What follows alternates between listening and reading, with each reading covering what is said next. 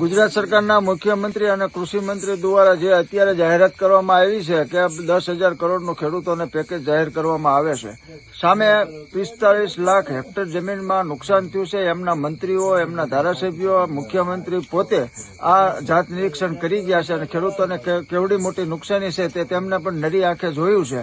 ત્યારે સમગ્ર ગુજરાતમાંથી ખેડૂતોની એક જ માંગ હતી કે 30 વર્ષમાંથી પાક ધિરાણ લોન તમે માફ કરો, કે 30 વર્ષમાં ખેડૂતોને જે પ્રધાનમંત્રી વીમા ફસલ યોજના હતી એને પણ ગુજરાત સરકારે બાદ કરી છે. સામે મુખ્યમંત્રી કિસાન સહાય યોજના હતી એનો પણ અમલ કરવામાં નથી આવ્યો. એટલે ગુજરાતના ખેડૂતોને રામ ભરોસે વીમા કવચથી મૂકી દેવામાં આવેલા.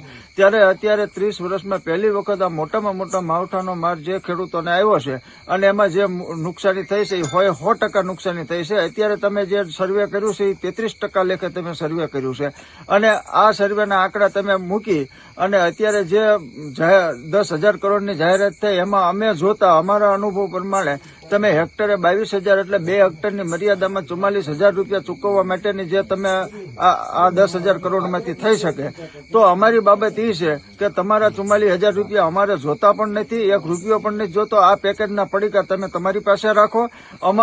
અમારી જે બાબત છે પાક ધિરાણ લોન જે સીસી લોન ખેડૂતોની છે 3 લાખની મર્યાદામાં આ લોન રહે એ લોન તમે માફ કરી દો અને માફ કરો તો જ ખેડૂત ઉભો થઈ શકે એવું છે ને ઉભો થઈ શકે એવું નથી. રવિ પાકની વાવણી કરવાની છે, હજી પૈસાની જરૂર છે.